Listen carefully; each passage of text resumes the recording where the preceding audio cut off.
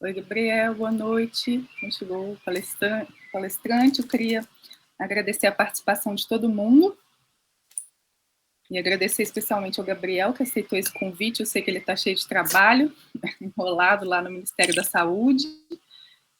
Então, eu vou aproveitar para apresentar. Eu sou suspeita porque eu falo que o Gabriel faz tudo bem, impressionante, né? Ele é federal de São João del Rei, mas ele também é tecnólogo em design gráfico pela UTFPR. E, além disso tudo, ele é doutor e mestre em entomologia, aqui pela UFPR, né, pela universidade que a maior parte dos participantes, né, faz parte. E, atualmente, ele trabalha no Ministério da Saúde. Só um minutinho, aceitar participantes. E ele é consultor para a Organização Pan-Americana da Saúde em Design de Informação. Então, eu queria agradecer muito ao Gabriel por ter aceitado o convite para falar para a gente. E é isso. Se vocês quiserem fazer perguntas e tal, podem ir jogando no chat. No final, ele conversa com a gente. Muito obrigada, pessoal.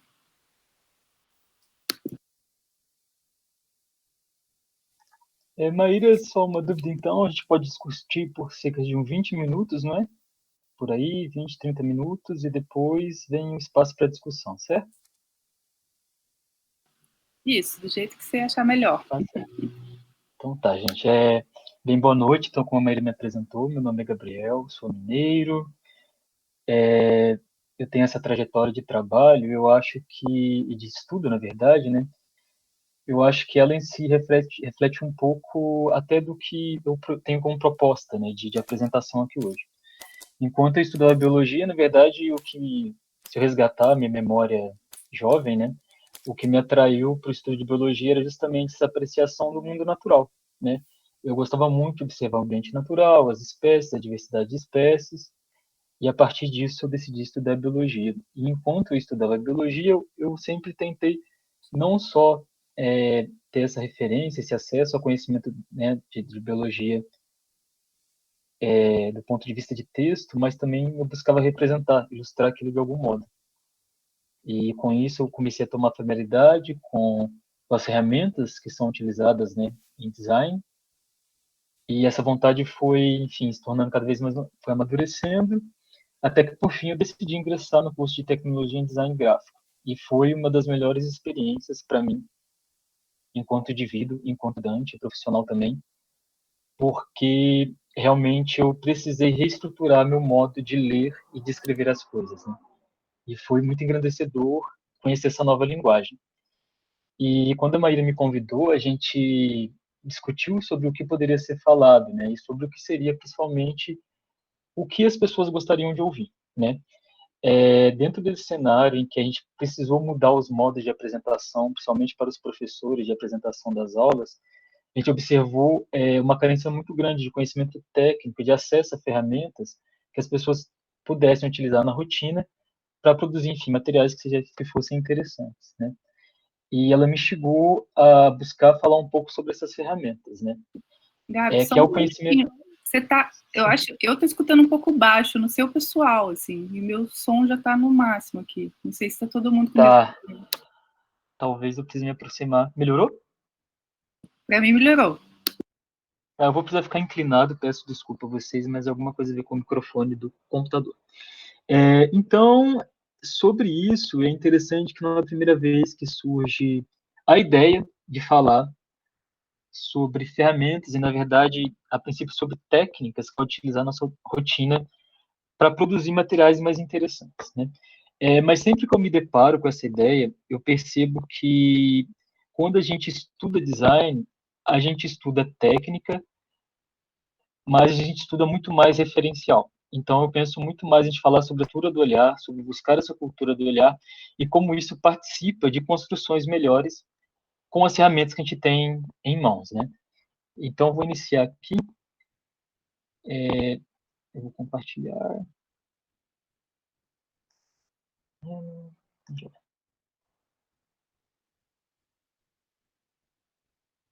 Só peço, por favor, que alguém me confirme que essa tela está aparecendo. Vai começar a aparecer agora.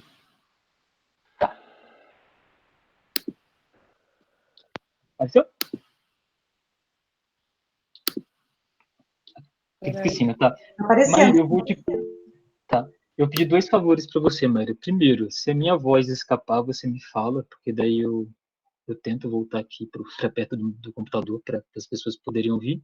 E sobre a tela em si, tá bom? Beleza, combinado. Tá bem, tá. Então, gente, uma coisa curiosa, interessante sobre quando a gente fala em comunicação é que a comunicação é muito vista, né? Todos os símbolos de comunicação, eles são muito vistos dentro do espectro do que é bonito e do que não é bonito, né?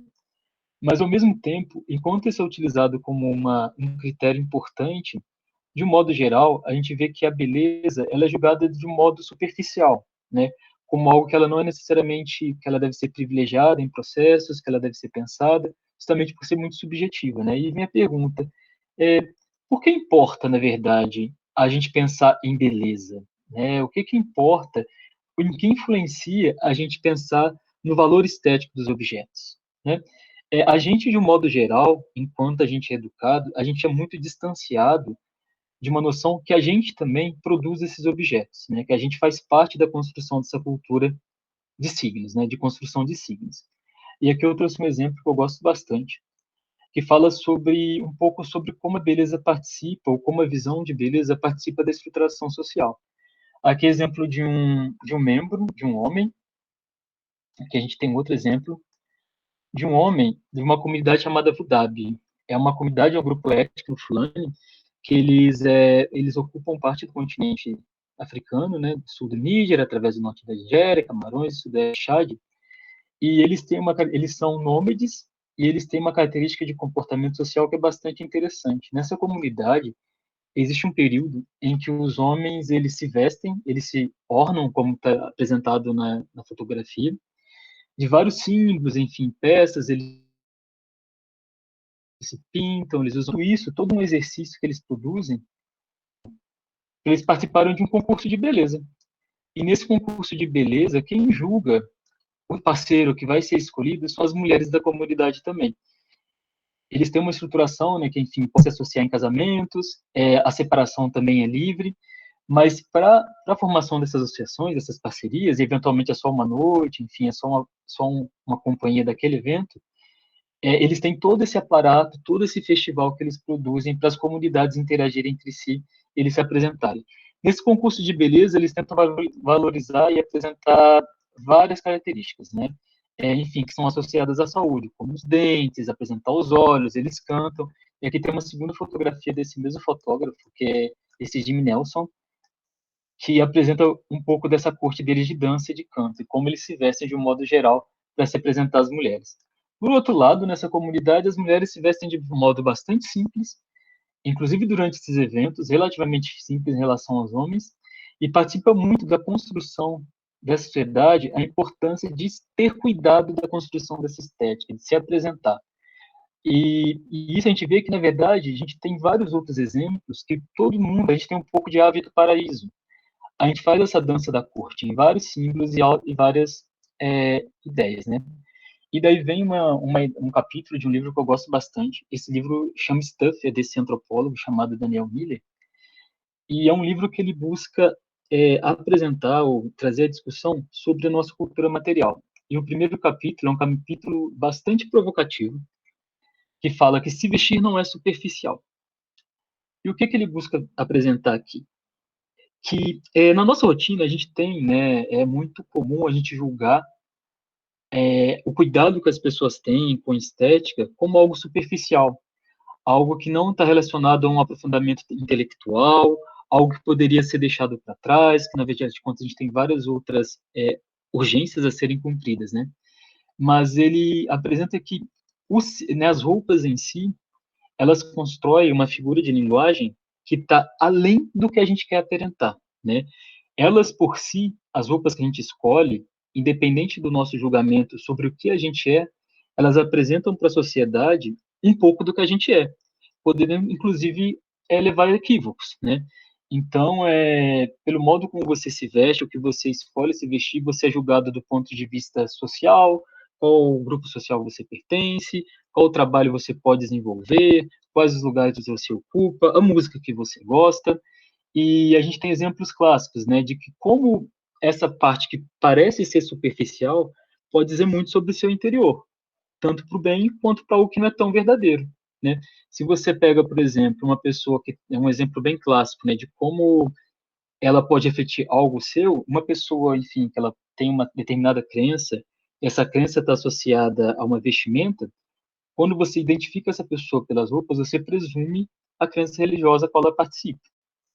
Por outro lado, pode ter uma pessoa que ela torce muito para um time de futebol, mas por um evento ela pega uma outra camisa de um outro time, porque, enfim, ela precisava daquela camisa emprestada. E ela é julgada de um modo que ela que não é verdadeiro, que não é o que corresponde ao comportamento dela.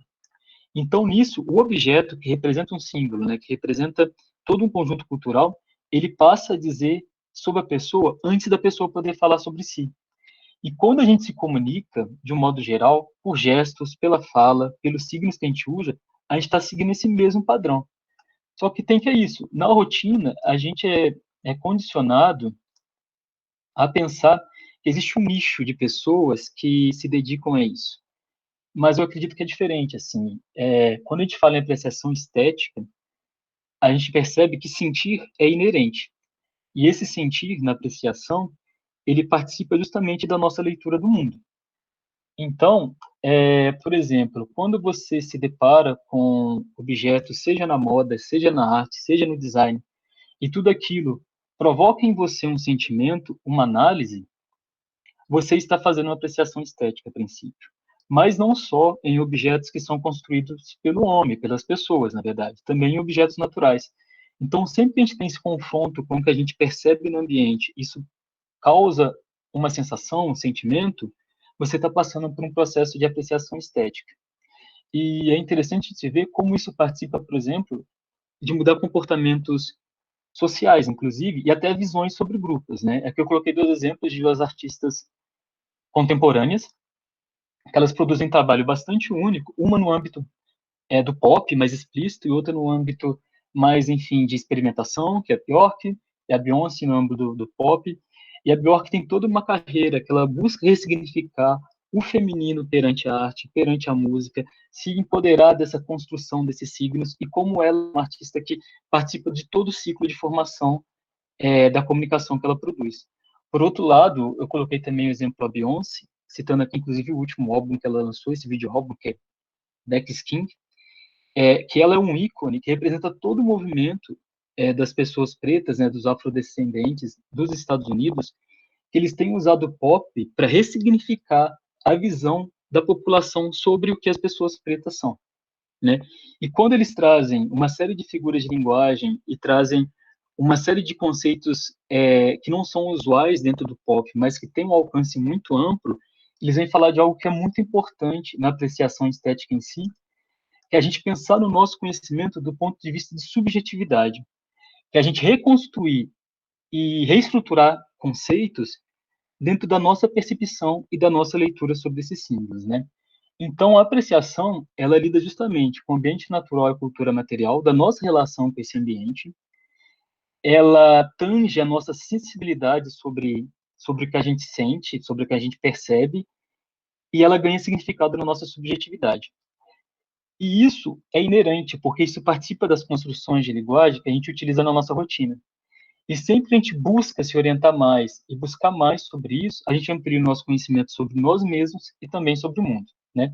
Mas é frequente a gente pensar que isso não acontece. Eu tenho um exemplo que enfim, é sobre uma amiga minha, que inclusive também foi estudante da Federal aí do Paraná, que quando ela foi se casar, ela convidou o irmão dela para ser padrinho desse casamento. O irmão dela era metaleiro, se eu não me engano. Ele falou que ele não queria, não quero usar roupa, né, não quero usar terno, não quero usar gravata, eu vou usar minha camisa xadrez, que eu sempre gostei, que eu sempre usei. E eu acredito que ela tenha ido acompanhar esse irmão dela para realizar a compra dessa camisa, e ela falou que foi um grande trabalho achar uma camisa que fosse adequada para ele. Porque o xadrez de determinado padrão não era do jeito que ele gostava, a camisa precisava ter uma cor específica, um padrão de xadrez específico, e foi uma grande andança até encontrar a camisa que era adequada para ele. Então, por mais que as pessoas se digam que elas não participam disso, é muito inerente que a gente participe, né? A gente vê que não é fácil construir um metaleiro. Só que tem que, essa questão, né, a gente pensar sobre o mundo natural e sobre a beleza do mundo natural, ela tange muito a construção do conhecimento científico também. Aqui eu trouxe só um exemplo, que são os gabinetes de curiosidades, né? E o que eram esses gabinetes? Eram coleções ali do século XVI, várias coleções na Europa renascentista, que eu trouxe só um exemplo de uma ilustração de uma dessas coleções, que é desse Museu Wormaville. E esses gabinetes, eles eram criados para quê? As pessoas coletavam vários espécimes ou partes de espécimes, né?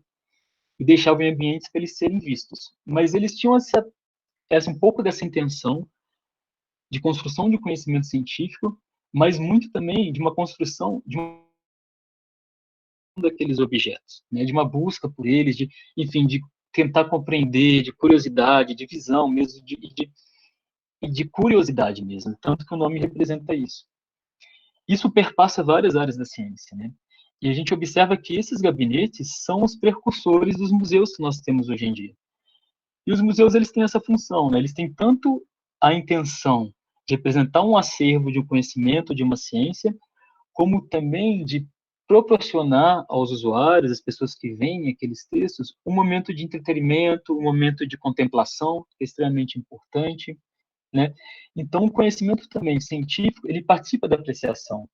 E agora a gente vem a nossa pergunta, por que que atualmente, na nossa rotina, né, de produzir, de informar sobre ciência, principalmente, de modo geral, a gente observa que esse tempo de construção desses símbolos que vão contar essas histórias, a gente tem se dedicado um pouco sobre isso, na verdade, né?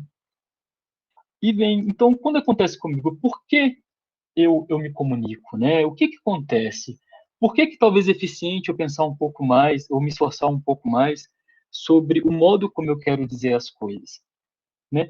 Qual que é a minha intenção com isso? Aqui eu trouxe um exemplo clássico, né? E de quem também, na verdade, será que é o meu papel fazer isso? Quem faz isso, né?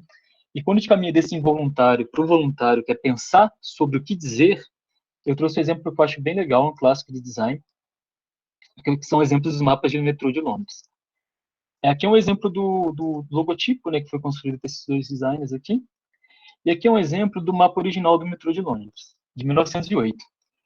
Aqui a gente observa que o mapa ele reflete o que o mapa é, né? Reflete um plano aqui geográfico em que a gente tem, por exemplo, a apresentação do rio,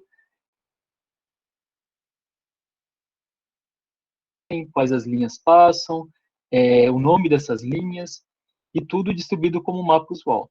O problema é que quanto mais complexo esse mapa se tornou, mais difícil eram para os usuários conhecerem, se orientarem nesse mapa, porque ele não passou a representar o que era necessário, a comunicar o que era necessário, que era uma orientação para as pessoas de onde ela ir, para onde elas estão indo, quais as linhas elas devem seguir. A partir disso, esse personagem aqui, que é o Harry Beck, ele pensou em um outro conceito. Ele, inclusive, não era um designer, mas ele pensou em um outro conceito, que não era importante para as pessoas necessariamente verem toda a informação sobre o mapa, mas ver a informação que era relevante. Ou seja, ele pensou que falar tudo não é importante, na verdade, o que é importante é falar o que tem significado, que eu busco representar, né? E daí ele simplificou esse mapa, na verdade. Ele trouxe as linhas, ele trouxe alguma relação geométrica aqui, e a apresentação da distribuição desse rio, mas a distância geográfica, mesmo essa distância física, ela não importava mais, porque para as pessoas o que importava era a relação entre as linhas, quais caminhos elas poderiam seguir, né? E esse mapa foi proposto em 1933. A princípio ele não foi aceito, mas ele acabou sendo incorporado e até hoje todos nós sabemos que ele é uma referência para o mundo inteiro de como se construir mapas de metrôs. Esse aqui é o mapa atual, muito mais complexo e que a gente percebe que seria impossível a reprodução desse objeto se a gente seguisse aquela métrica usual. Então, participa da gente, da nossa rotina, ver, pensar, refletir e reconstruir. Por quê? E quando a gente deve fazer isso? Porque se a gente pensa em comunicar, em passar uma mensagem, a gente pensa em permanência, né? E, na verdade, para esses símbolos, para toda essa mensagem ter alguma permanência, ela deve cumprir alguns critérios. Eu trouxe aqui apenas 3.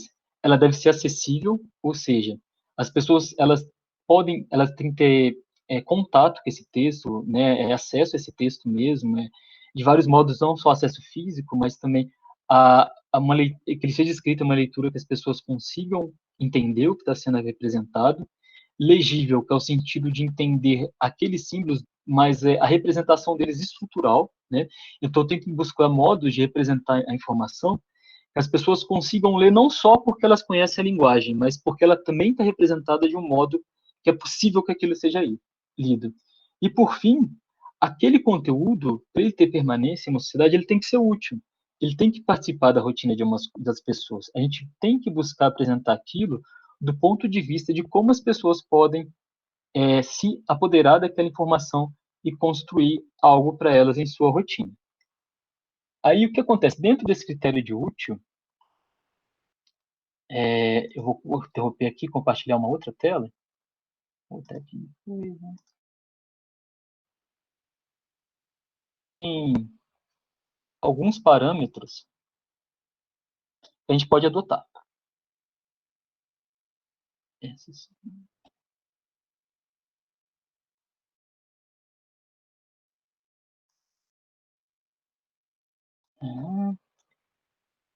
Só queria saber, Maíra, mudou para a segunda tela? Mudou. Ok, então. Dentro desse critério de útil, quando a gente pensa em como apresentar, isso está além de julgar o que é bonito, o que é feio, está muito mais em pensar o que, dentro do que eu tenho como conhecimento, dentro do que eu tenho como ferramenta, eu posso utilizar para melhorar o texto que eu quero transmitir, né? Existem alguns parâmetros que auxiliam nisso, né? Como eu disse anteriormente, falar tudo que a gente sabe não é falar o que é importante. E a capacidade de síntese, né, seja de texto ou seja simbólica, que reflete na forma e na função do que eu apresento, é algo muito importante disso. Aqui eu trouxe um exemplo de um artigo, né, sobre uma filogenia, em que você tem um dendrograma aqui, né, super extenso, mas que na mesma imagem, que como tem sido exigido atualmente, se apresenta uma série de símbolos que, em síntese, eles contam uma história, né, que é a diversificação desse tipo floral e como isso pode estar relacionado a esses polinizadores. Então, aqui, poderia ter sido apresentado só um símbolo, só um dendrograma. Mas o que os autores buscaram trazer? Buscaram trazer uma série de elementos que ajudam a contar essa história que eles querem transmitir, né? Aconteceu uma coisa aqui, peraí. Eu vou ter que compartilhar uma outra tela. Sim, desculpe, eu vou voltar aqui. Então, isso participa de coisas principais. Uma delas é qual a intenção, né?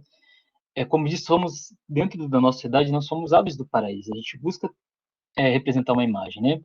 Para isso, a gente tem que atrair o olhar, né? A gente tem que buscar a permanência, a popularização e abrangência daquele texto e ainda provocar, buscar modos alternativos, outros modos de dizer que tirem a mensagem do lugar comum e que atraiam o olhar, principalmente atualmente, quando a gente vive na rotina de hipertextos e de que tudo parece relevante, tudo parece uma fonte de distração, né? Então, para isso, eu posso buscar síntese de informação, apresentar esse texto em uma perspectiva particular. Eu posso buscar uma coisa que é muito interessante, que é a conexão entre gêneros textuais. Eu posso utilizar fotografia, eu posso utilizar fotografia com texto, com vídeos, né? Eu posso buscar a conexão entre símbolos e modos de representar que tragam riqueza para esse material, né? E outra questão também é buscar a representação apropriada dessa linguagem. Eu trouxe aqui um outro exemplo, que são gráficos, que poderiam ser. Eles são desse designer de informação aqui, que é o Francisco Fenti, que é da Itália. Ele é um diretor de arte. E ele está associado a uma revista, ele faz materiais muito interessantes, ele tem um histórico bem longo de representação, em que não só são apresentados os dados, mas também símbolos que ajudam a contar sobre esses dados. Aqui, por exemplo, um exemplo sobre polinização, né, crise de polinização. Aqui um outro exemplo sobre pesca Então, tem uma série de riqueza de símbolos, né? A gente tem os gráficos usuais aqui, mas existe uma série de outros símbolos que ajudam a cativar, a pegar o olhar do leitor para essa informação ser passada de um jeito inovador. Aqui eu trouxe um outro exemplo que é muito comum, a gente ter tabelas, né? Tabelas super extensas em nossos trabalhos, que, por exemplo, eventualmente essas tabelas falam de grandezas, né? Seja frequência, pode ser uma proporção, e a gente tem uma dificuldade muito grande de ler números em si, ou perceber a diferença entre números, principalmente quando esses números se tornam grandes. Então, por que a gente não busca representar isso de outro modo? A gente pode usar paletas de cores, a gente pode usar símbolos que falem sobre aquela grandeza. Aqui, por exemplo, a representação de pesos de abelhas entre classes de peso, em que eu tenho todo para o grupo de uma família, considerando essa classificação, uma certa homogeneidade. Mas quando eu penso em subfamílias, eu percebo que as subfamílias que concentram animais que têm peso médio superior a elevado encontram outras subfamílias que concentram animais que têm pesos menores.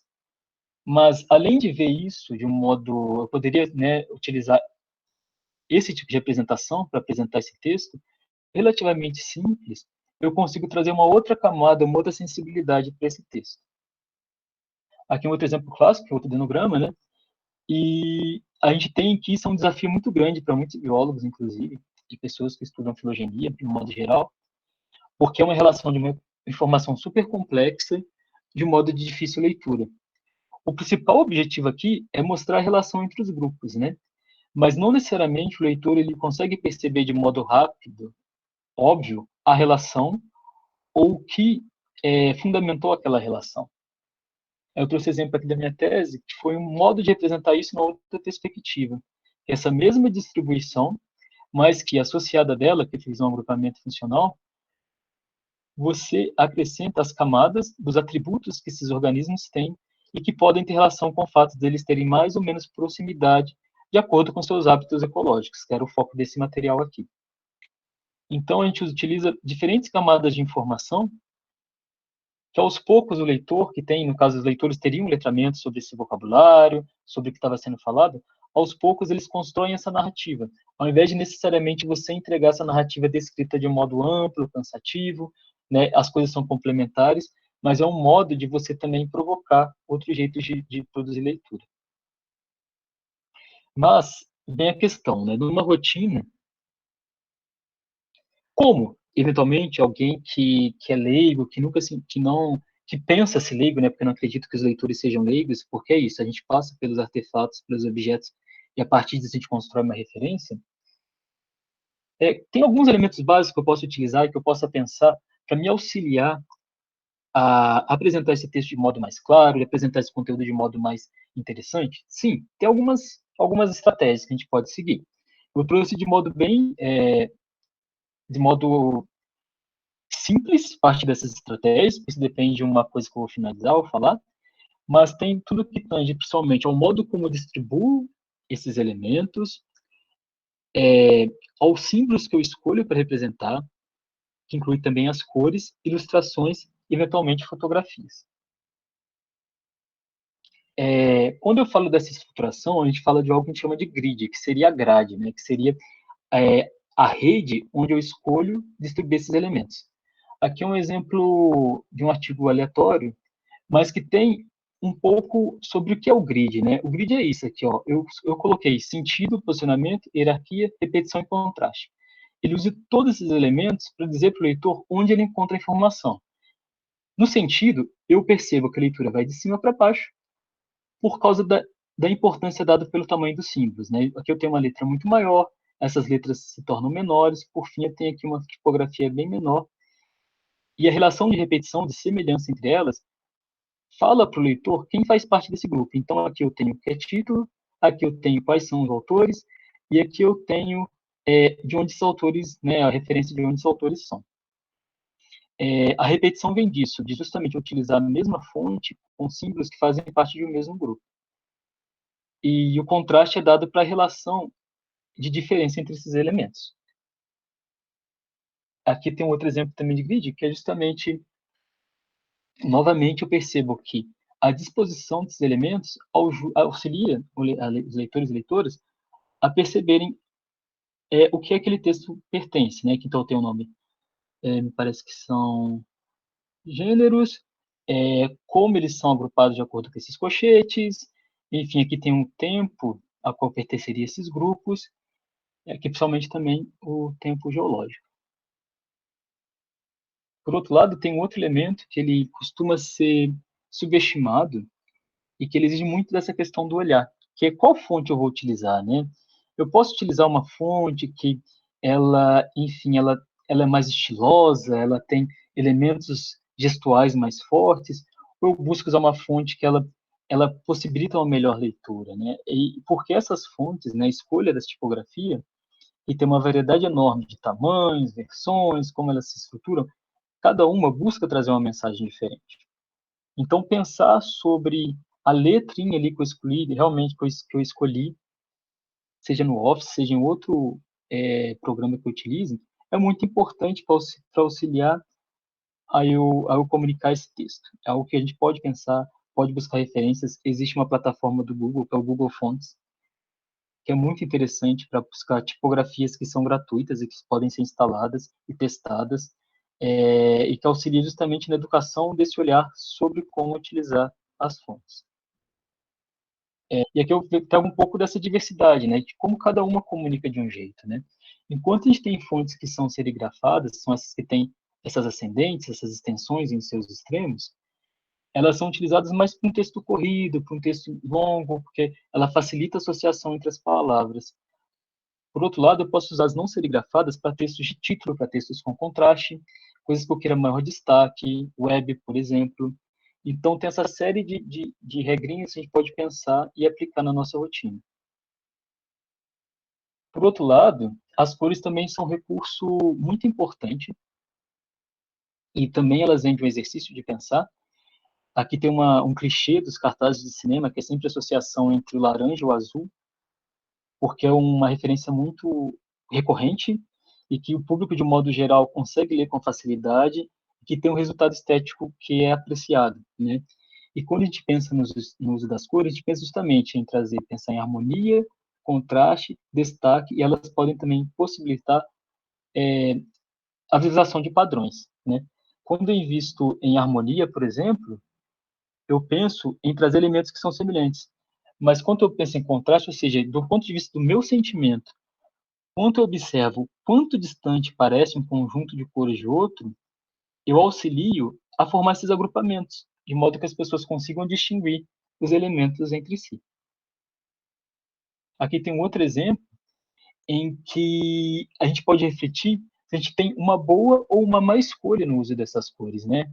Aqui é praticamente uma escala térmica, que vai, né, do tom vermelho ao azul, e a gente observa que, apesar da intenção de falar, né, de um ponto de mudança, ela passa por um centro aqui que se perde informação. Então, é muito importante ter atenção a esses elementos. Por outro lado, os símbolos, eles são um elemento muito importante para auxiliar na redução de palavras, né? Eles comunicam de um modo muito eficiente, e a gente tem aqui 3 exemplos, né? Seja o símbolo da Nike, da Globo, ou até mesmo da Adidas, da McDonald's, que são símbolos que eles não necessitam mais de palavras para a gente conhecer o que eles significam. Então, a gente pensar em formas de ilustrar, de trazer os textos, é bem relevante também para auxiliar na leitura. Aqui eu trouxe um outro exemplo de uma filogenia, em que você tem que os diferentes tipos de semente, eles são representados por símbolos. Eu poderia trazer apenas o nome do gênero aqui, mas a autora que preferiu trazer também a relação dada pela estrutura, pelo desenho, pelo que foi a motivação da realização desse estudo. Um outro elemento que é muito recorrente é o uso de fotos. E é sempre um desafio, né? Porque as fotos, elas presumem uma série de aplicações técnicas. Uma delas, justamente, é a resolução dessa imagem, se ela está em boa qualidade, como ela foi tirada, a origem dessa foto e como ela pode ser aplicada. Aqui é um exemplo de um material que eu peguei de modo aleatório, e essa é a planilha, a prancha que é apresentada nesse material.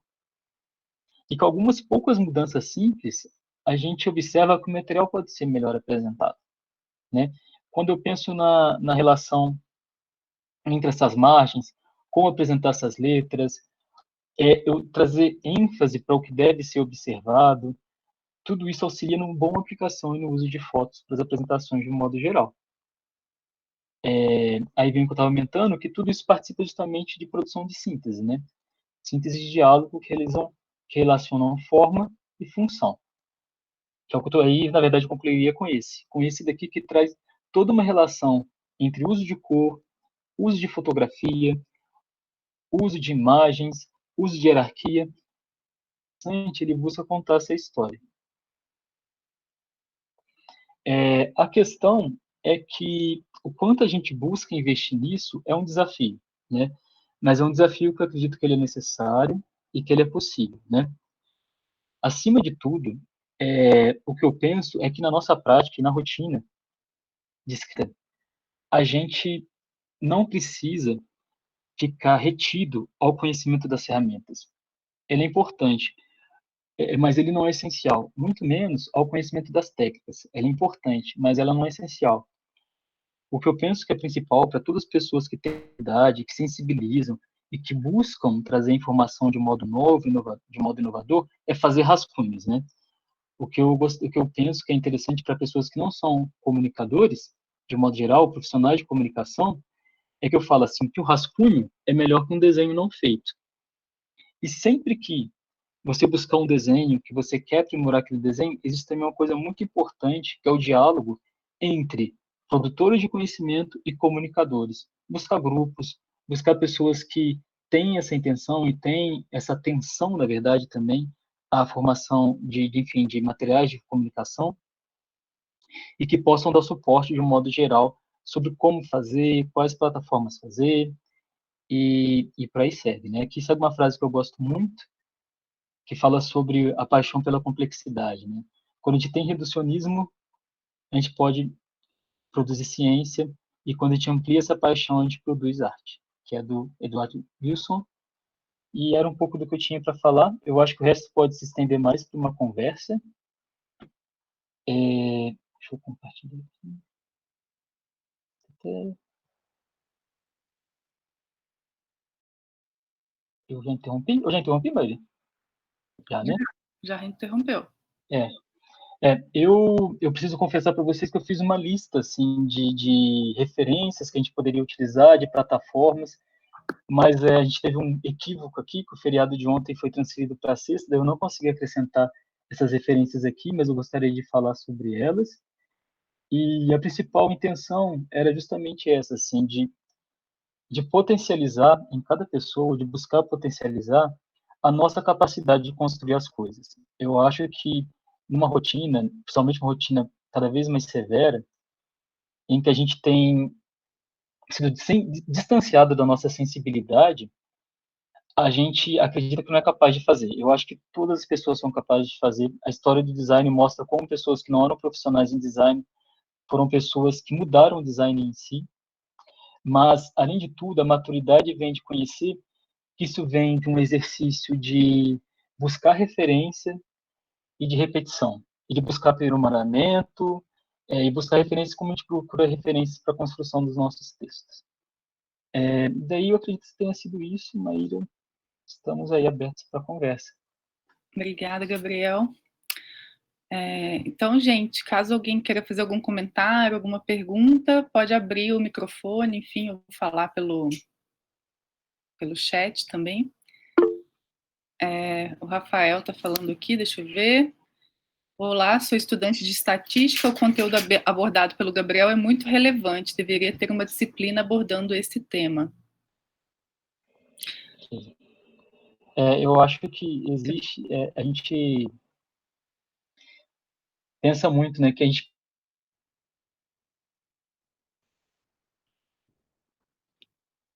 aprende pouco, assim, em como, lógico, existem várias abordagens sobre como você produzir materiais, mas pouco sobre como desenhar, né, o que a gente pensa, assim, a gente está acostumado e condicionado a desenhar com letras, né, e a gente pode desenhar de outros modos, e até a representação estatística participa muito disso, né, que é uma parte que eu gosto bastante, atualmente a gente tem aqui no Ministério uma exposição que foi feita para falar sobre a importância do fomento em pesquisa para a saúde pública, e que a gente trouxe isso como roteiro, com a história, mas também buscando apresentar apresentações visuais instigadoras, provocantes. Então, o conteúdo está aberto, logo a gente espera que possa ser digital também.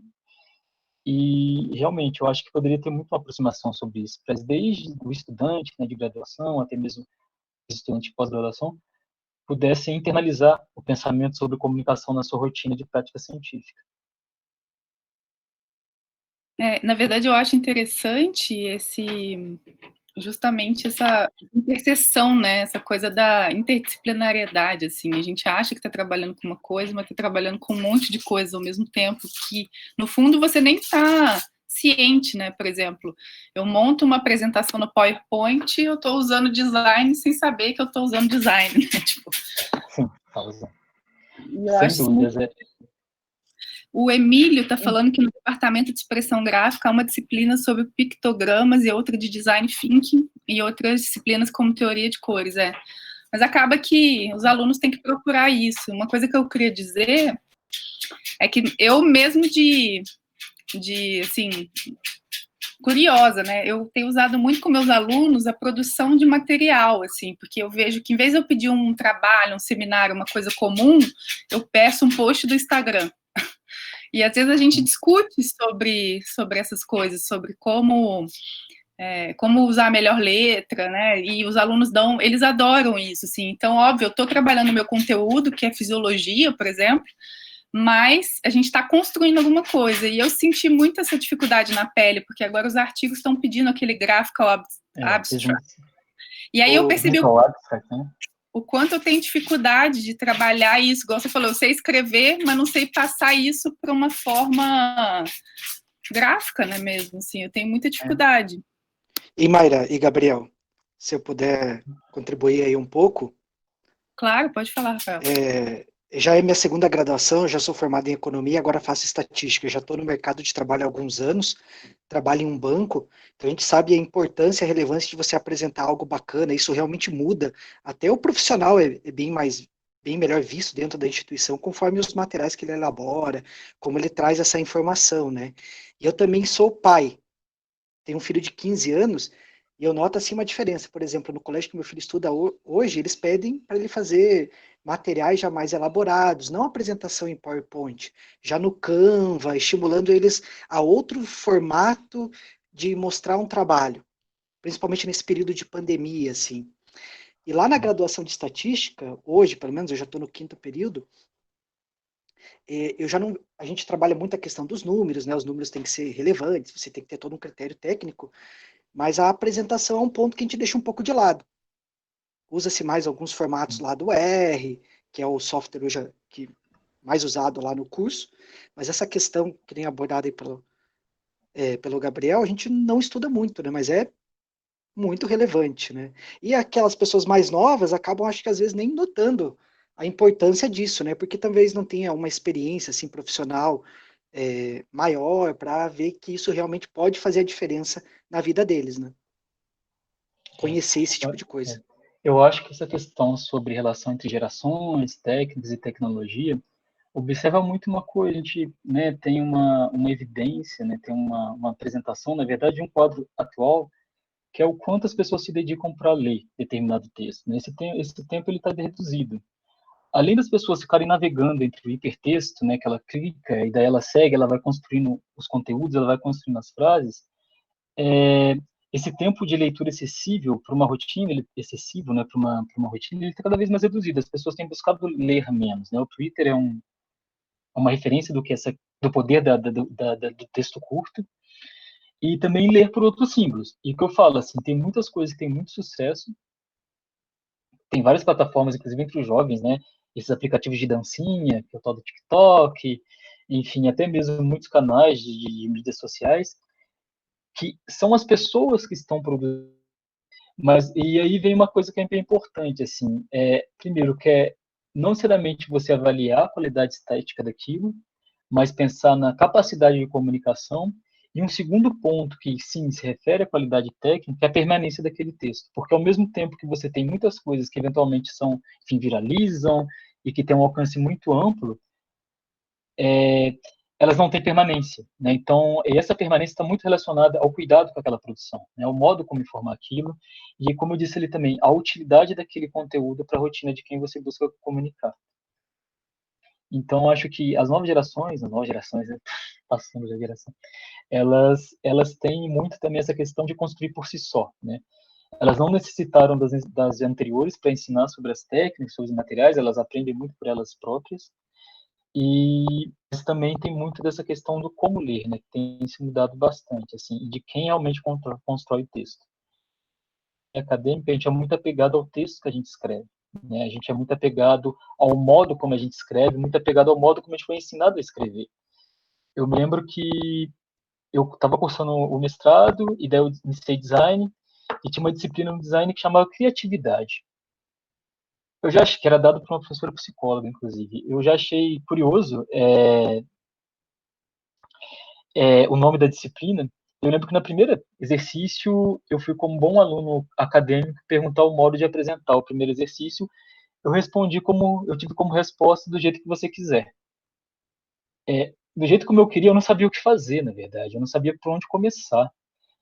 E é isso que a gente passa. Assim, eu acho que de um modo geral, o condicionamento acadêmico ele ele pode passar por tirar da gente a nossa capacidade de criar outros diálogos.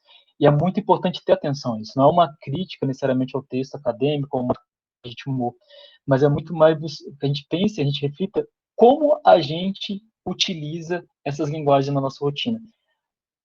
Porque é isso, a gente precisa lembrar da nossa autonomia dentro desses meios e o que a gente pode trazer de diferente. Obrigado, Gabriel. Muito bacana, hein? Muito obrigado aí pela tudo que você passou hoje. Gabriel, o Mário está perguntando como você percebe o uso de grande aparato tecnológico que está sendo empregado hoje em dia. Com certeza temos mais ferramentas mais apropriadas do que na época do doutorado. Como você vê essa evolução? Pode ser uma faca de dois gumes? É engraçado, né? Eu tento perceber a evolução de técnicas e de tecnologia na perspectiva do usuário, não na perspectiva dos objetos. Então, na perspectiva de quem utiliza, né? Então, a gente vê que, na verdade, a produção, ela vem muito mais sobre uma demanda. Então, hoje em dia, eu ia mencionar alguns programas desses bem acessíveis. Por exemplo, de um modo geral, em design, se utiliza o pacote Adobe, né? Aquele pacote caro, que nem todo mundo tem acesso ao conhecimento técnico de manipular aquilo. Por outro lado, tem sido criadas programas abertos e até aplicativos que buscam trazer as mesmas soluções. Tem, por exemplo, um de fotografia que eu gosto muito que chama Snapseed, e ele é muito bom para o usuário no celular conseguir fazer as edições de foto dentro da necessidade dele. É que eu percebo, por exemplo, quando a gente pensa nessas gráficos, planilhas de gráficos, os famosos dashboards. Hoje em dia você tem gráficos que eles fazem animação, então o gráfico de pizza ele pisca, ele amplia, o gráfico de colunas fica pulando na frente do usuário, e às vezes você tem esse monte, como o Mário mencionou, esse monte de aparatos técnicos que provocam o leitor, mas eventualmente você não tem mensagem nenhuma, você não tem texto ali. Você tem um monte de coisa sendo feita e sendo associada porque as pessoas sabem fazer, mas a raiz e a motivação de representação para o texto não está sendo pensado. Então, o prejuízo eu vejo é nisso, assim, quando, de um modo geral, as pessoas não estão pensando no texto ao utilizar essas ferramentas. Até para apresentação, né, a gente tem um que chama Prezi, né, que é uma que faz firulas, a apresentação G, a fotografia fica transparente, é necessário, sabe, fazer, onde que eu preciso investir meu esforço? Eu acho que para mim, a gente tem que investir o esforço no texto, em como falar do texto, assim. E sim, eu penso que esse monte de ferramenta pode causar alguma poluição nisso, mas não só elas são determinantes. Eu não acho, por exemplo, que a mídia social que altera o comportamento humano. Eu penso que ela evidencia um comportamento que tem sido hegemonizado, assim, tem sido padronizado. Né? Ela participa disso, mas ela não é quem condiciona. Ela participa e muitas vezes ela potencializa o discurso, né? Determinado discurso. mas ela também reflete muito do que a gente é como sociedade. O Otávio está falando que achou o tema muito interessante, disciplinas mesmo que optativas poderiam ser ofertadas aos cursos de graduação para aprimorar a apresentação e visualização da informação. Especificamente na área de tecnologia, nota-se que há muita dificuldade dos alunos e profissionais de comunicar resultados de forma clara e objetiva para os tomadores de decisão. Muitas vezes o preciosismo metodológico no formato de longos textos e relatórios predomina sobre os resultados. Em outras palavras, esses profissionais despendem muito tempo na execução de um método e pouquíssimo tempo na reflexão de como transmitir a informação. Meses de trabalho resumidos em um gráfico default do Excel com cores, tamanhos, fontes e disposição sem sentido. Na verdade, eu tenho pensado muito sobre isso também, né? O tanto de tempo que a gente, principalmente os professores das universidades federais, né, gastam com burocracia, mas também escrevendo relatórios e projetos e todas as coisas, assim, que tem esse padrão sempre, né, muito texto, assim, muita coisa, você gasta muito tempo nisso. Sim, é um desafio, eu acho. Depois, Maíra? Oi? Desculpa. Posso fazer uma colocação nisso que você estava falando? Claro. Eu vejo assim, que estão falando dos alunos, mas eu acho que falta, e o que a Maíra está falando, falta muito para nós professores também. Nós aprendemos a dar aula, muitos, talvez a Maíra, os mais novinhos não, mas quando eu comecei a ser professora, a gente dava aula e tinha que ser aquelas transparências, né, uma coisa assim muito cara, muito difícil. E eu vejo que a gente está reproduzindo uma metodologia que a gente está passando para os alunos de dar a aula, de fazer uma apresentação de uma tese, de um projeto, que a gente já está reproduzindo, a gente não está criando mais nada fora do padrão. Outra coisa, dentro das duas disciplinas que a gente tem na biomedicina, a gente trabalha um pouco, uma pincelada, como essa arte de comunicar. Então, tamanho de fonte, contrastes, o que uma cor significa em relação à outra. E é uma coisa divertida da gente fazer e tentar prestar atenção nisso. Eu nunca trabalhei, e sou eu, a professora que dou aula sobre isso, eu nunca pensei nisso da beleza da estética, que o Gabriel falou, que eu achei muito legal isso. Mas numa das aulas que eu dou, eu coloco um paper para os alunos falando sobre a falta de arte nas universidades. Então, se veja, nós temos muito medo, nós dentro da academia, nós temos muito medo de arte. Então, estou falando na nossa parte da biológicas, principalmente, né? Imagina que é tecnológicas também. Então, nós queremos tanto mostrar só o científico, que a gente tem medo de fazer uma apresentação mais bonitinha, uma animação diferente, que realmente cative e informe exatamente o que tem que fazer, porque nós temos medo. Então, falta isso da coragem de nós colocarmos um pouco do artístico e irmos pesquisar um pouco dessa parte de arte. Achei muito legal o início da apresentação, bom, toda a apresentação, mas do início da apresentação do Gabriel falando sobre essa parte artística, do belo, e como que é diferente para a gente, né, para comunicar o que a gente quiser falar com a beleza. Adorei. Obrigada por esse incentivo, Gabriel.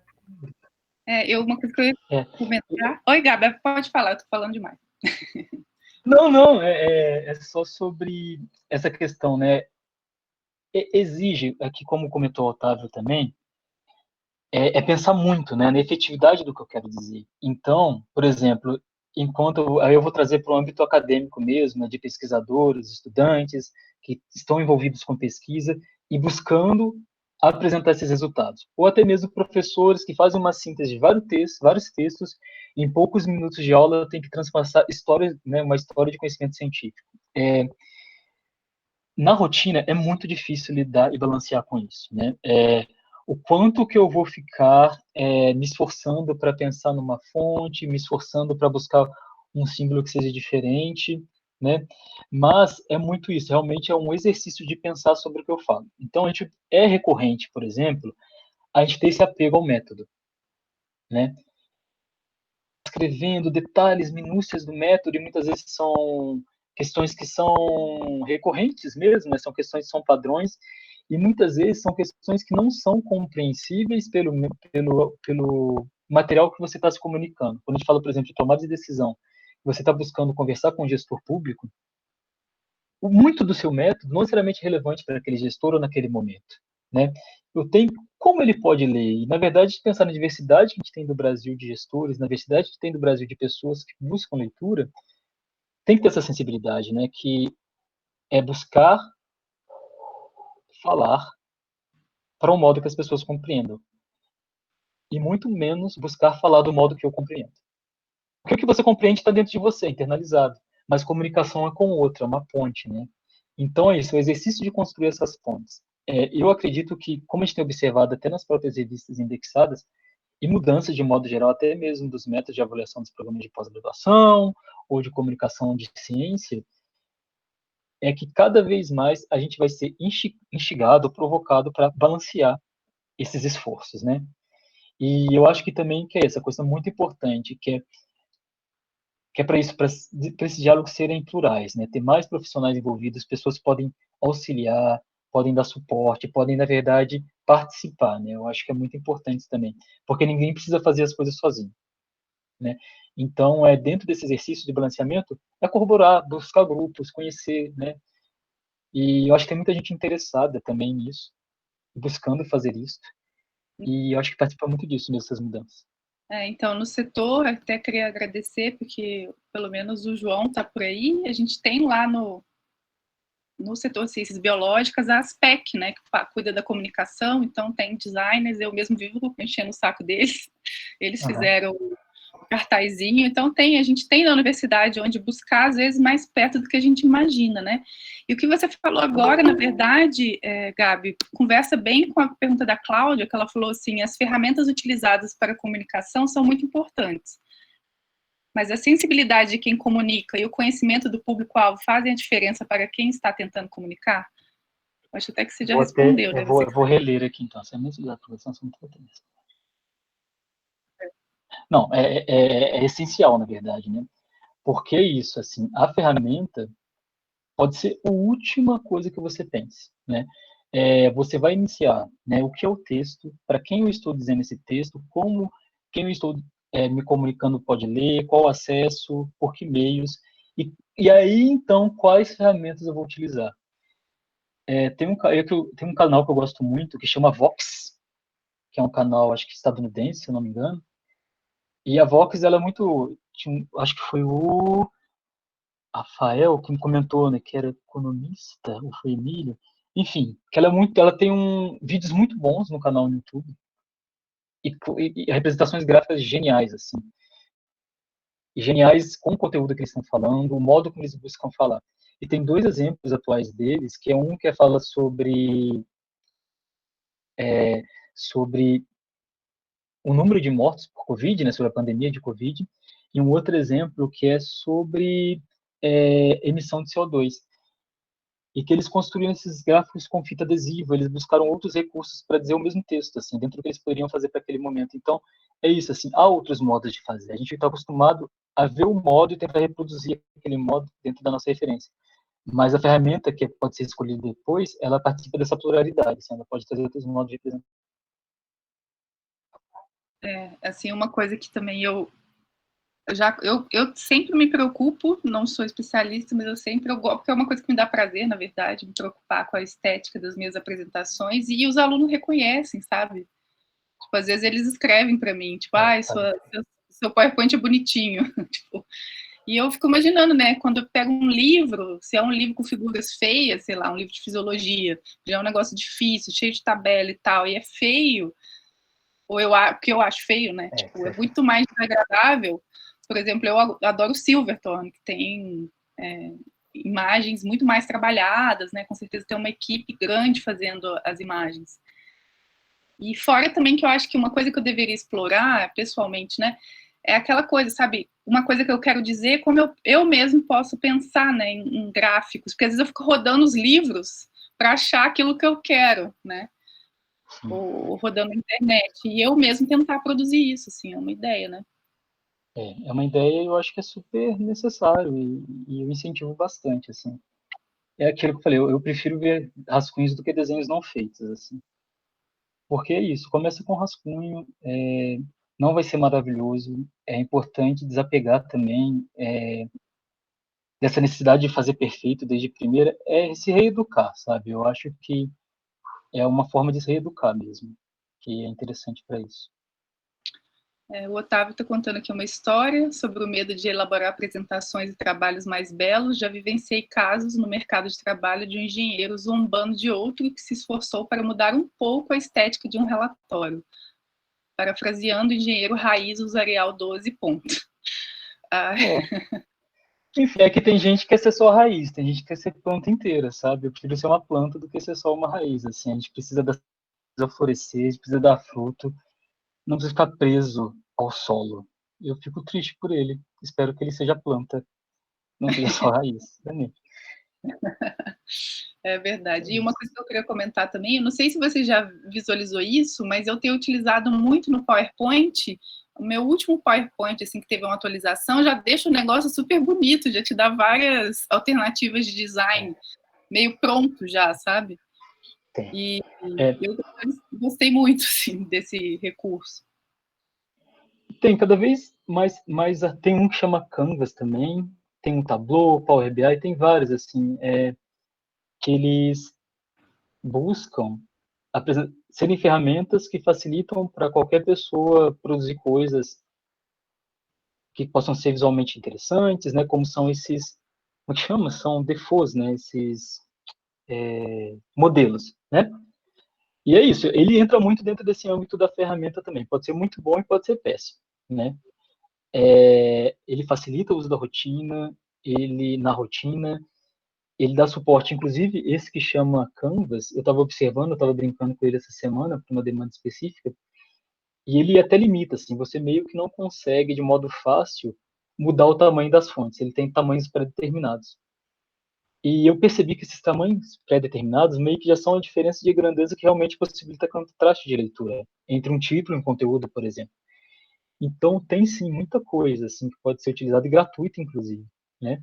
Mas eu ainda penso isso assim, ferramenta ela participa, mas referência, exercício e repetição é que é essencial.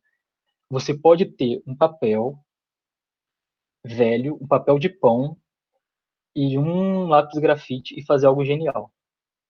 Se você tiver exercício, repetição, sensibilidade de escuta, sensibilidade de pensar o que a pessoa pode ler, como ela pode ler e como ela pode representar isso. E é isso, a gente está no Brasilzão, que é muito diverso, nem todo mundo tem acesso às mesmas mídias. Né? Então é importantíssimo assim, pensar sobre isso. Qual eu utilizei para apresentação? Para apresentação, eu estou cortando a sua mediação, Maíra, desculpa. Eu utilizei o Adobe Illustrator para fazer minha apresentação, a primeira. As duas, na verdade, foram no Adobe Illustrator. Porque ele trabalha por mim. E eu sou uma pessoa que... Eu sou positivo preguiçoso, eu quero que o computador trabalhe por mim.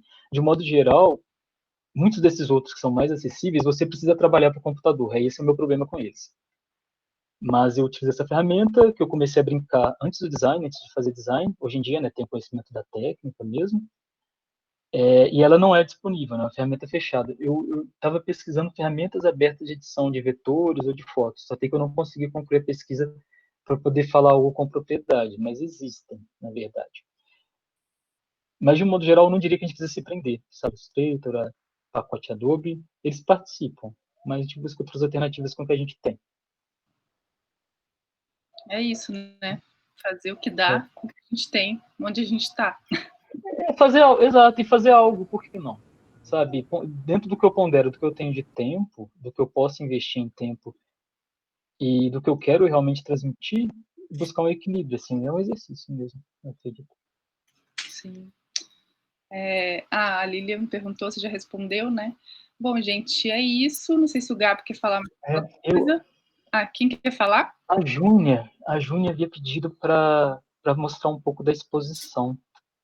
Eu tenho uma imagem aqui que resume a exposição, que daria para apresentar o que foi feito aqui no Ministério. E eu só preciso encontrar aqui no meu computador. Emílio, você quer falar alguma coisa? Que o Emílio abriu a cam. O Emílio quer falar, Gabriel. Sim, pode falar? Claro. Emílio, está fechada a sua cam. Tá aberto? Estão me ouvindo? Agora está. Ok. Eu sou lá da Expressão Gráfica e eu... Só um pouquinho.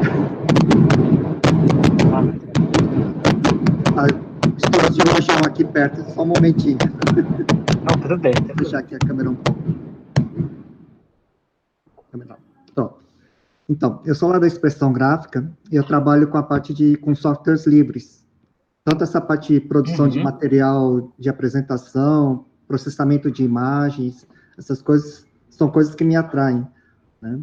Eu vou fazer propaganda agora, desculpa aí, Gabriel. Por favor, não, é bom que eu já anoto aqui, porque isso é uma coisa recorrente que a gente precisa ter Eu acesso. uso um sistema chamado LaTeX, que é muito usado para fazer publicações científicas, né? Artigos de revistas, publicações de livros. E eu sou responsável também por um dos modelos, né, de publicação de documentos acadêmicos da Universidade Federal aqui do Paraná, né? Eu dou cursos de extensão nessa área. Eu tenho um projeto que que trata sobre tratamento de imagens de lâminas que vocês produzem no laboratório lá de biologia e que vocês precisam digitalizar essa imagem, vocês precisam utilizar softwares, no caso, né?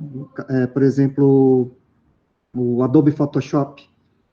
E a Federal teve uns problemas sérios, quer dizer, meu departamento teve problemas sérios por utilizar softwares, digamos, piratas, né? Não autorizados. A Adobe rastreou e conseguiu localizar alguns computadores que estavam com esse software, né? E nós recebemos um aviso para não utilizar esses programas dentro da instituição. Aí, eu gostaria de propor, assim, reativar esse projeto de extensão novamente, né, para poder dar um auxílio para vocês nessa parte de geração de imagens, né, e usar o software livre para poder trabalhar com a produção, né, de material para vocês. Qual a vantagem de usar o LaTeX?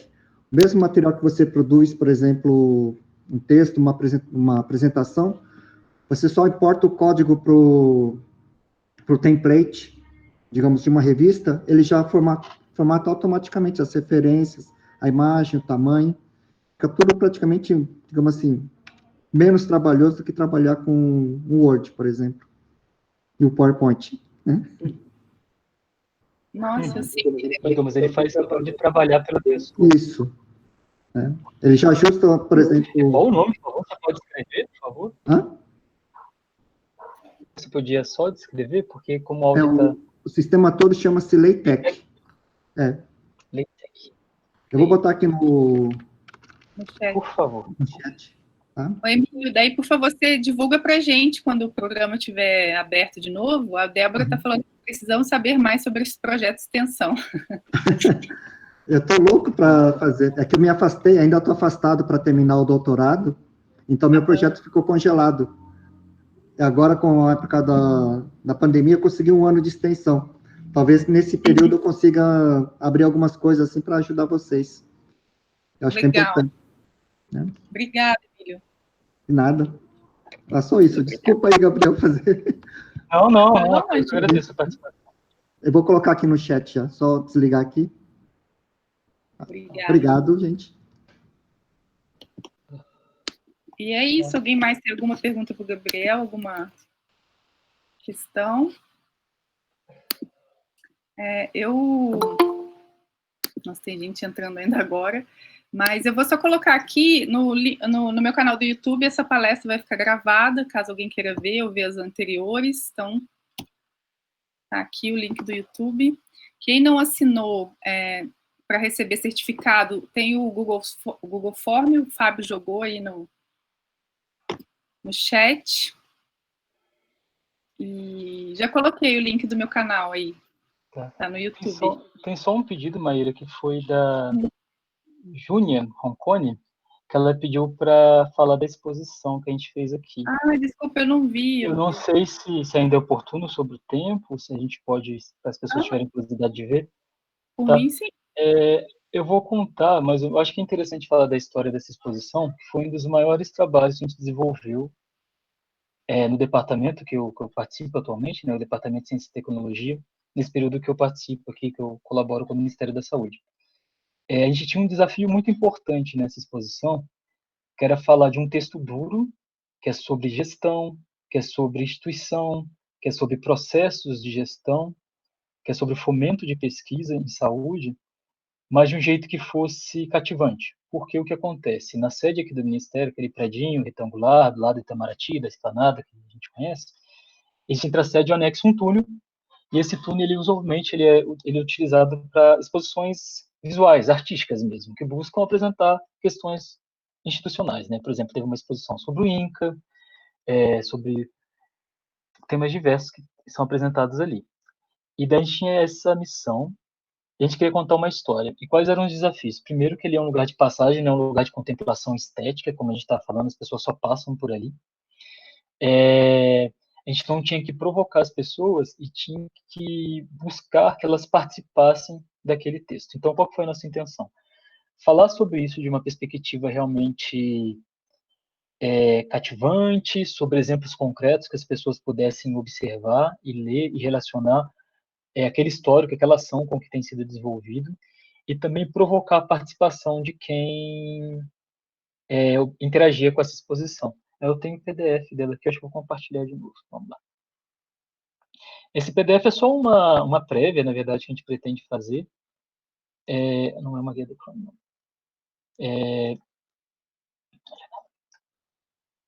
Ixi, tudo aqui, então. Compartilhar. Foi, né? E essa foi o título dado a ela, né? A Luz da Ciência, pesquisa como instrumento para o SUS. Aqui é um pouco sobre o que eu vou passar, sobre o conteúdo. Aqui é a apresentação do que eu falei, né? Sobre o que ela atendia, qual era o tema do guardado. E esse é o espaço de apresentação que eu mencionei. Então, são 160 metros lineares desse túnel. Então, metade dela se inicia aqui, a outra metade foi apresentada desse lado. E existia isso, as pessoas não tinham necessariamente um sentido único de leitura, elas precisavam ser impactadas enquanto elas caminhassem ali. A gente buscou também que ela fosse inclusiva. E a gente tomou como referência o conceito da luz, o RGB, né, para desdobrar o RGB, o conceito de cores-luz, para criar o símbolo dessa exposição, né, que é só uns exemplos de como foi apresentado, como a gente pensou nas propriedades das ondas, né, para falar sobre propriedade de comunicação, e como esse conceito foi apresentado, né, com perguntas de provocação, texto de grande destaque. Então, a gente vê aqui que eu falei sobre hierarquia, contraste de cores, uso de fotografias, elementos diversos que eles auxiliam a tornar esse diálogo mais interessante.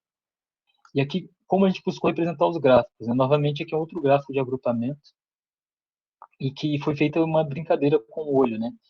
E aqui você observa todas as camadas de informação referentes ao fomento de pesquisa em saúde por temas de pesquisa. A gente vê, por exemplo, o período em que têm sido realizadas as pesquisas, o total de financiamento, a região do país, quais regiões estão sendo financiadas, como elas têm sido financiadas, o modo de fomento, né, dessas pesquisas, desse montante de pesquisas, né? E poderia ser só um gráfico de colunas, mas a gente buscou trazer coisas outras que as pessoas pudessem parar e realmente se questionar sobre aquele texto. E abrangeu vários temas, como eu disse, a gente pensou em temáticas pontuais para falar sobre isso, como saúde da população idosa, materno-infantil, saúde da população indígena, população negra. Aqui foi uma outra brincadeira sobre aquela saúde da população idosa, mostrando a distribuição de fomento em relação aos estados. A gente buscou construir uma constelação, usar todos esses símbolos que não necessariamente eles mostram, deixam tudo muito evidente sobre o que está falando, mas que buscam realmente provocar essa leitura.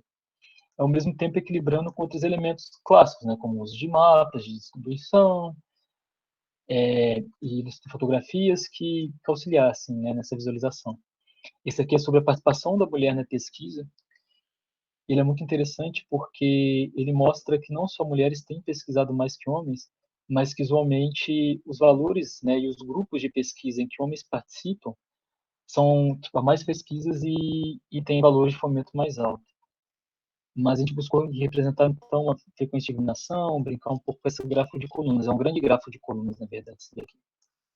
E aí a gente construiu também elementos estruturais, que é uma ponte que a gente costurou, aqui um infográfico, aqui um outro gráfico de agrupamento, mas aqui é para a saúde da população indígena, então a gente brincou em construir um ramo de uma planta, o diâmetro do círculo tem um significado, a densidade dos pontos tem um significado, e tem toda essa apresentação do que a pessoa está visualizando aqui.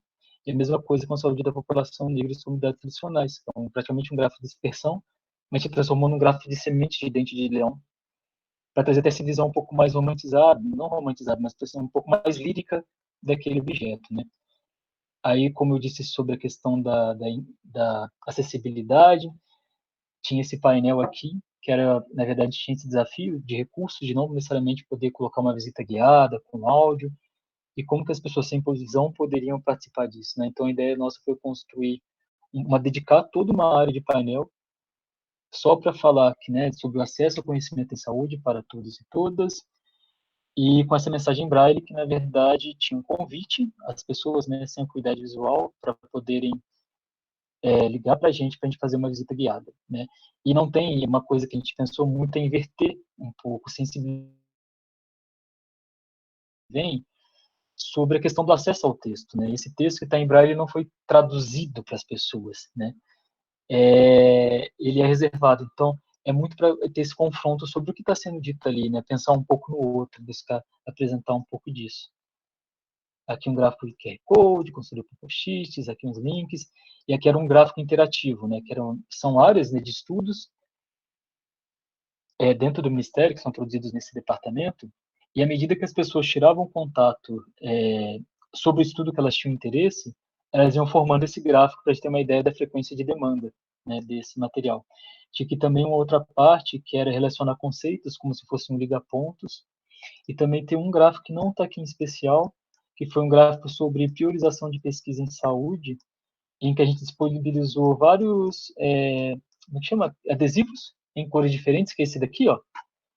E à medida que as pessoas iam depositando o voto, né, na área que elas acham que era mais interessante, a gente formava uma densidade de pontos aqui, uma mancha de cor, para trazer essa visão para as pessoas que passam ali do que as pessoas consideram mais relevante em pesquisa para a saúde, dentre aqueles temas que estavam apresentados ali.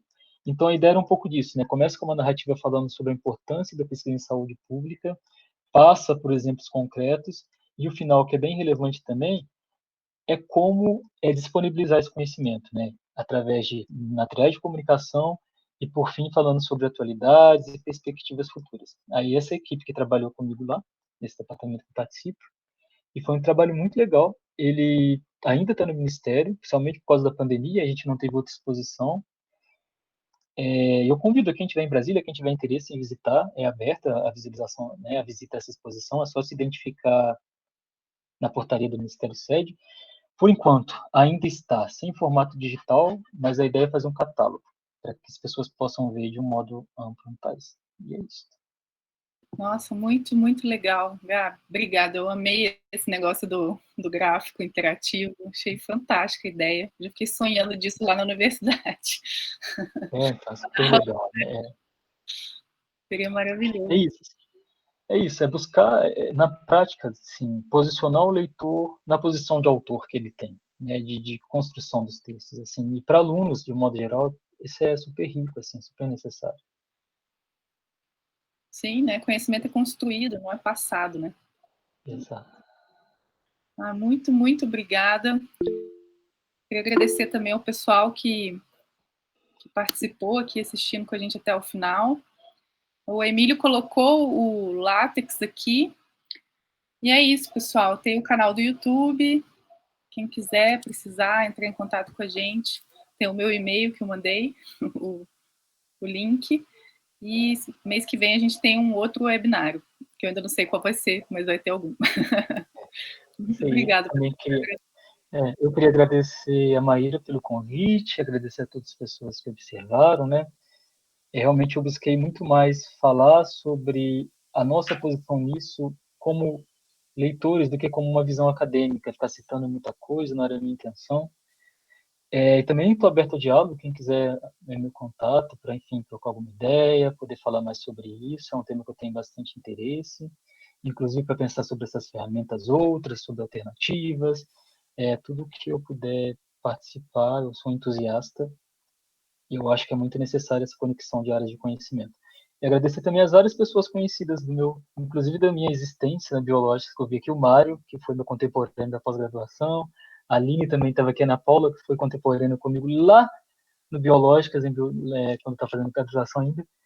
Esses são os que eu vi. Mas, enfim, agradecer a todo mundo aí pelo tempo de audiência. Obrigada. A Juliana falou que você leu o nome dela errado, mas foi excelente a apresentação. Não, eu fingi que eu não conhecia. Tem uma Juliana aqui que eu não conheço, tá pedindo pra... Tá bem? Muito obrigada, gente. Logo mais eu mando e-mails falando da próxima. Como eu falei, vai ficar no YouTube para quem quiser rever alguma coisa, e se quiser o contato do Gabriel, eu posso passar também, que ele já autorizou. É isso aí, tá bem? Obrigado. Obrigada. Tchau. Beijo. Tchau.